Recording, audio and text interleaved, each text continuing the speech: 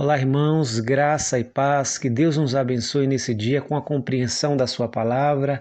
Eu me chamo pastor Luciano Novaes Cardoso e quero mais uma vez compartilhar com você de uma porção da palavra de Deus. Abra sua Bíblia na carta do apóstolo Tiago, capítulo 4. Nós leremos do versículo 1 ao versículo 4. Tiago, capítulo 4, versículo 1 ao versículo 4. O tema da nossa mensagem é o mal que habita em nós. O mal que habita em nós. Diz assim o texto: De onde procedem guerras e contendas que há entre vós? De onde, senão dos prazeres que militam na vossa carne? Cobiçai e nada tendes, matai e invejai, e nada podeis obter. Viveis a lutar e a fazer guerras, nada tendes, porque nada pedis. Pedi e não recebeis, porque pedis mal para esbanjardes em vossos prazeres. Infiéis, não compreendeis que a amizade do mundo é inimiga de Deus? Aquele, pois, que quiser ser amigo do mundo, constitui-se inimigo de Deus. O mal que habita em nós. Tiago, nesse texto, fala do motivo das facções, das guerras, das batalhas que militam, que existem em nosso meio, que militam em nossa carne e que é evidência da depravação total da raça humana. Todos nós somos pecadores. Sendo todos nós pecadores, estamos separados da glória de Deus, da sua graça. Precisamos entender que no fundo do nosso coração, do meu e do seu, há sentimentos e manifestações dessa natureza pecaminosa que são a fonte das divisões, das facções, da briga entre as pessoas, das guerras, dos conflitos. O que há então nesta sede pecaminosa do nosso desejo?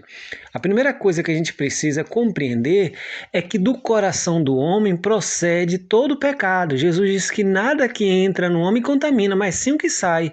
Porque do coração do homem procede os adultérios, homicídio, inveja, maledicência. Todas essas coisas estão lá no meu e no seu coração.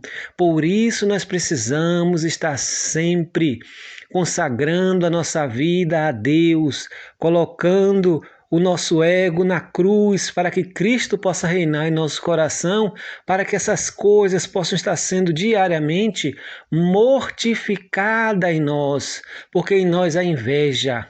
Se você diz para mim que nunca sentiu inveja, é mentira, porque todos nós sentimos sede de poder, sede de desejo.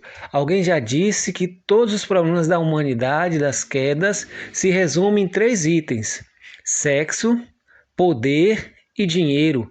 Esses são 3 ídolos que são revelados na história humana como instrumentos do diabo para perverter, para derrubar, para que haja contenda entre os homens. Por isso precisamos a cada dia crucificar o nosso ego, o nosso eu, que está contaminado, impregnado dessas coisas.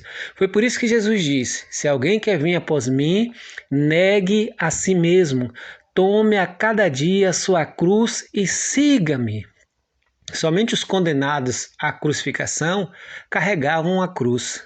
Nós carregamos a nossa cruz porque precisamos diariamente crucificar o nosso eu, a nossa carne, o nosso desejo pecaminoso, as nossas inclinações que contrariam a vontade de Deus. Talvez muitas vezes não estejamos nos apercebendo que são essas manifestações que evitam que nossas orações sejam atendidas por Deus. Por isso que ele diz: pedi e não recebeis, porque pedimos mal para gastar em vossos prazeres. Se o meu pedido não estiver em sintonia com a vontade de Deus, Deus não me ouvirá. Eu preciso entender que Ele nos fala que tudo aquilo que Ele pedir, Ele me dará, mas se esse pedido está condicionado à sua soberania, à sua vontade e aos seus padrões, não pode ser fruto do egoísmo, não pode ser fruto da inveja, não pode ser fruto da contenda. Perceba que muitas de nossas ações são motivadas pelo que o outro tem.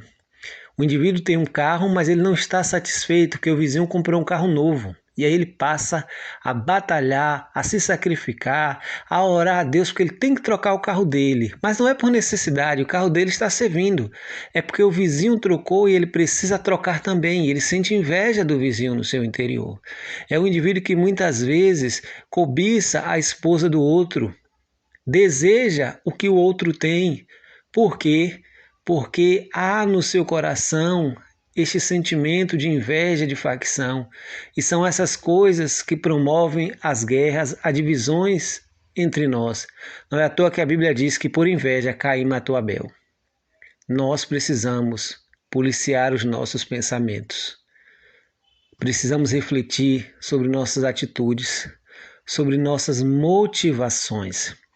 Há um princípio ético muito utilizado na história de Nicolau Maquiavel. Ele dizia: os fins justificam os meios. Então, se você tem um fim, uma expectativa, um alvo, você pode usar todo tipo de procedimento para alcançar aquele alvo, porque o importante é o final. Na ética cristã isso não se aplica. Os fins precisam estar em consonância com os meios e os meios com os fins. Nós não podemos tomar atalhos, não podemos cruzar outros caminhos. Pelo contrário, precisamos sempre manter o padrão de Deus, o padrão da sua lei, da sua palavra. O que tem revelado nossas atitudes em relação aos nossos sentimentos? A Bíblia é clara que muita da contenda vem da nossa cobiça, do nosso desejo. Não é à toa que o 10º mandamento diz: não cobiçarás a mulher do teu próximo, o boi do teu próximo, o jumento do teu próximo. Não cobice, não é seu. Não tenha inveja, não tenha inveja dos homens ímpios, nem desejais estar com ele. E quantas vezes nós estamos tendo inveja? Porque nós vivemos na cultura da ostentação. A nossa cultura estimula esse tipo de necessidade, esse tipo de comportamento. Mas nós não somos filhos das trevas. Pelo contrário, somos filhos da luz, somos amigos de Deus. Por isso não podemos viver segundo os padrões do mundo, mas segundo os preceitos de Deus. É por isso que o apóstolo diz: infiéis, não compreendeis que a amizade do mundo é inimiga de Deus? Aquele, pois, que quiser ser amigo do mundo, constitui-se inimigo de Deus. Quais são os padrões que têm norteado nossas ações? Os padrões de Deus ou os padrões do mundo? A cultura da ostentação, a cultura do poder, a cultura do menosprezo ao próximo, a cultura da cobiça, da acumulação desenfreada de bens materiais. São estes seus valores? Se você pensa assim, eu quero te dizer uma coisa: esses são valores pagãos, não são valores cristãos. Por isso, pense nesse dia. Ore como salmista: Senhor, vê se há em mim algum caminho mau e guia-me pelo caminho eterno. Peça a Deus para sondar o seu coração, para mostrar a você onde você está errando, e busque a Deus em todo momento para que você possa vencer o mal que está em você e o mal que está em mim, que chama-se pecado. Nós precisamos a todo dia crucificar o nosso eu, o nosso egoísmo, os pecados que se manifestam de diversa forma, a natureza pecaminosa que há em nós. Nós precisamos sempre lembrar que somos filhos da luz. Seguimos a Jesus e ele diz: quem me segue não anda em trevas, mas terá a luz da vida. Que Deus nos abençoe nesse dia em nome de Jesus.